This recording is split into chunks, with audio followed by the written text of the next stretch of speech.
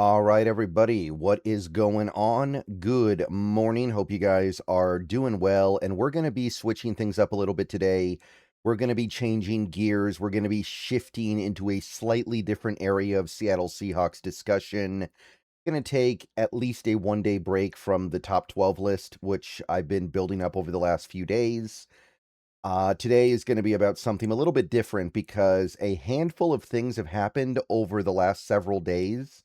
And individually, I don't know if it's really worth making a video about, but when taken all at once, I think this is worth discussing for at least one video. This video is sponsored by Prize Picks. So, a couple weeks ago, we talked about Nolan Teasley getting signed by the Minnesota Vikings as their new general manager, and that was overall a positive development. I think that the thing to keep in mind with something like that is, first of all, when your team is good, they're going to lose guys to other teams. That's how this works. So you have to accept the fact that a good team is going to lose some of their assistants and some of their scouts to other organizations that want a piece of whatever you're doing that is making you good. So with that in mind, I think it was a good thing that Nolan Teasley went to Minnesota. One, because we now have a little bit of a relationship with the Vikings that we didn't have before. And two, because we got the 2 third-round picks out of it in future drafts. Now, there has been some other fallout of that hiring. Nolan Teasley has, as expected, this is completely expected, he has taken some of the front office and scout people underneath him with him to Minnesota.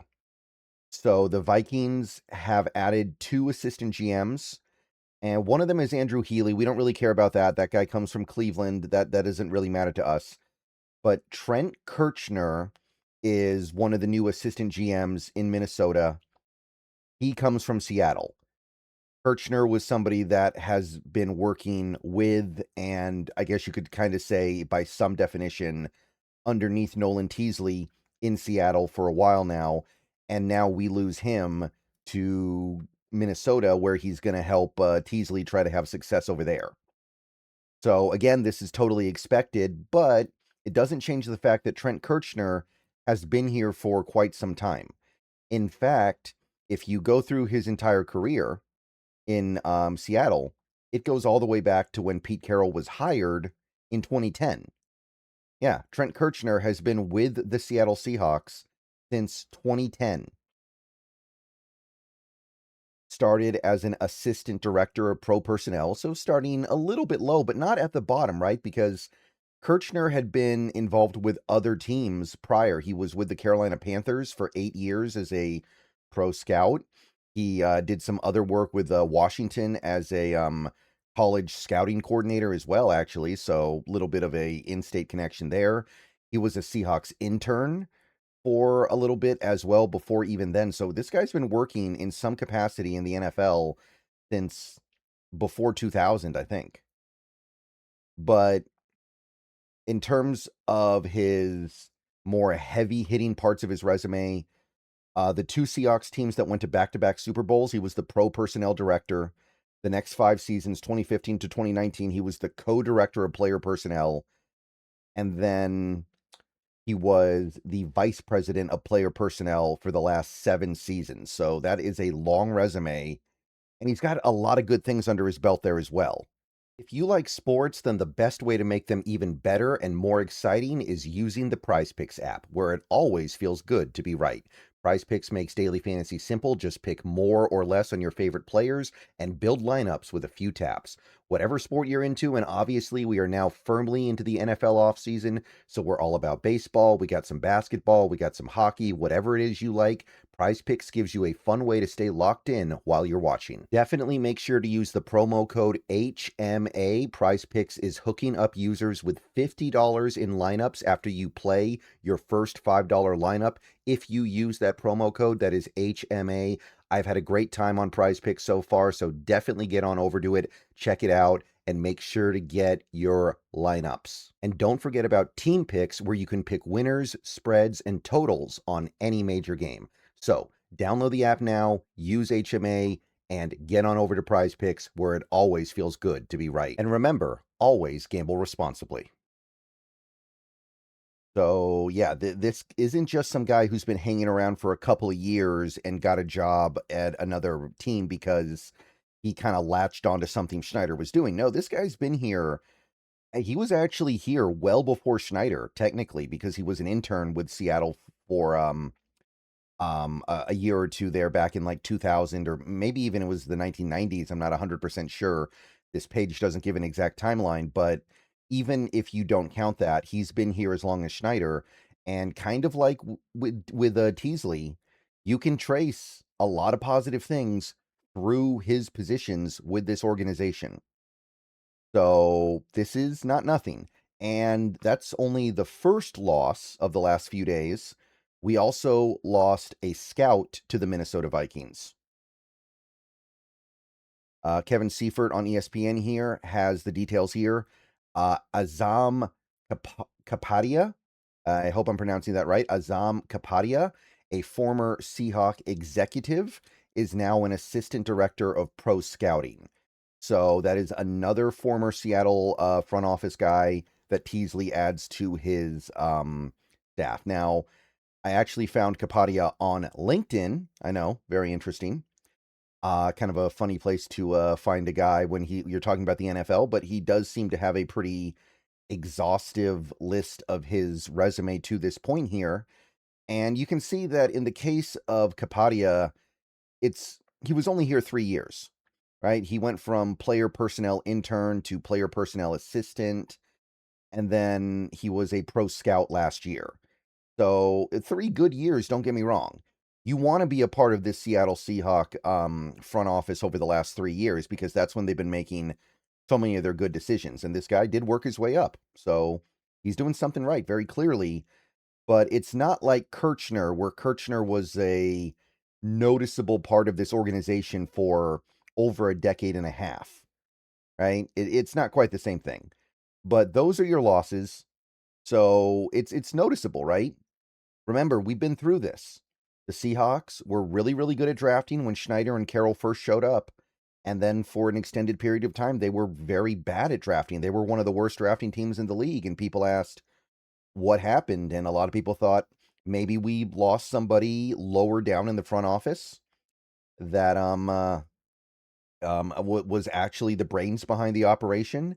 And Schneider and Carroll weren't able to replicate that success without him in tow.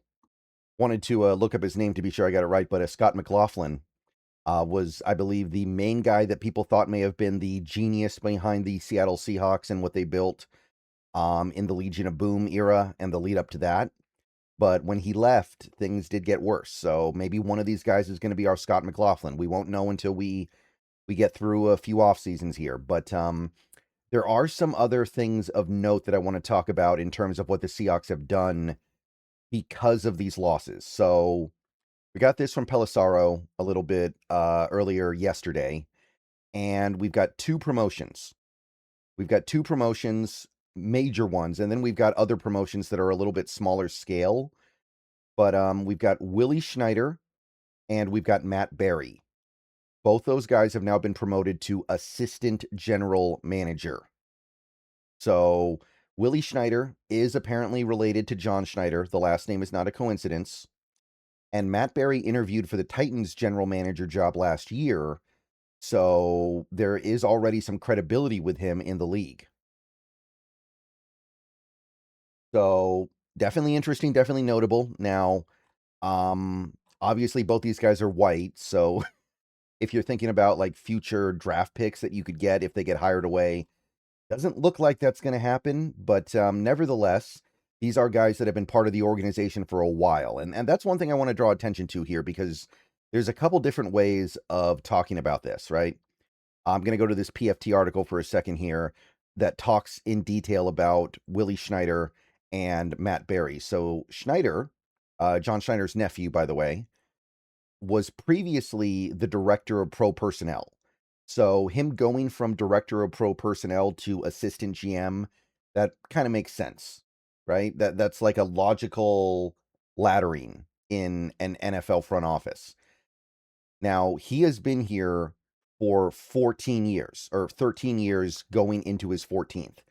So he was here for the first Super Bowl win, and he was here last year for the most recent one.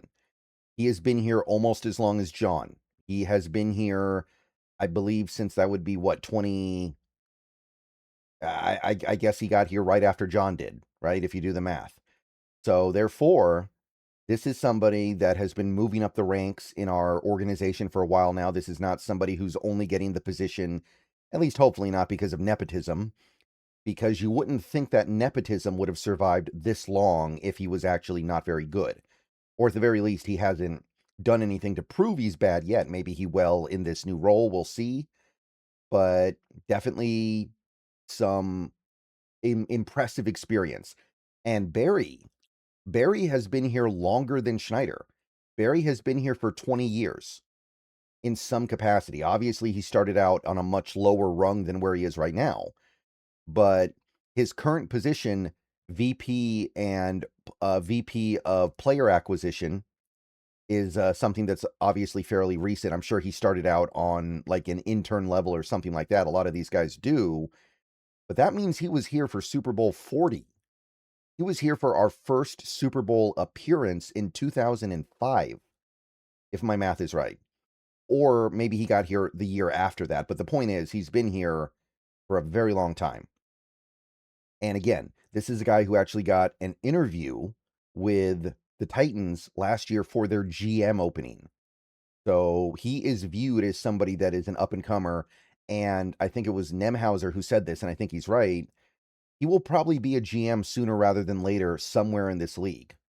So seems like a promising hire. Now, the interesting thing here is we're talking about promotions.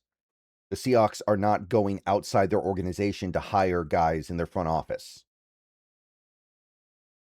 And that also goes for some of the other things they did here. You can see that they did some more shuffling because they wanted to fill some of the spots that were vacated by either front office people getting hired away or getting promoted.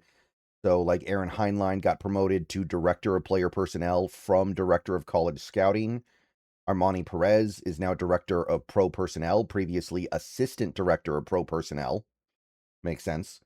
Jason Barnes goes from director of college scouting to director of college scouting from assistant director of college scouting.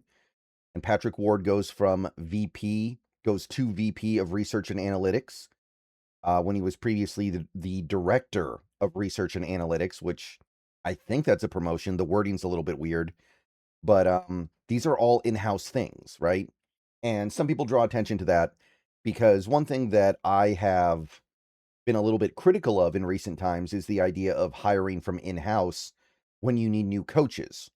And I'm not a big fan of hiring from in-house when you're talking about coaching stuff because the in-house guy is probably not as good as the guy you could get from another team. But this feels a little bit different when you're talking about the front office because, for one, these guys are expected to keep climbing the ladder as they build experience. This isn't I don't think there are very many guys out there that you think just cap out at being like a assistant director of pro personnel or assistant director of player personnel. You keep going up. So this is just kind of part of the process. It's not like in the NFL where sometimes you have a guy like Kennedy Palomalu who you know is just going to be a running back coach, and you're not really thinking about that guy as an OC or head coach ever because they seem very comfortable where they are, and that's probably just about the best they can do. And number two, nobody's got it better than the Seahawks right now. This front office is on top of the world. They just won the Super Bowl with a league-leading amount of dead caps money, or very close to it, a record amount of dead cap for a Super Bowl champion. You're not going to get better than what you already have in the building in all likelihood. And even if you could, you're not going to know that until you have the benefit of hindsight. Like, if you are not in the building with a team like I don't know, the Denver Broncos, how are you going to know if their assistant director of pro personnel is really good at his job in a way that makes it so you should poach him and promote him? Doesn't really happen.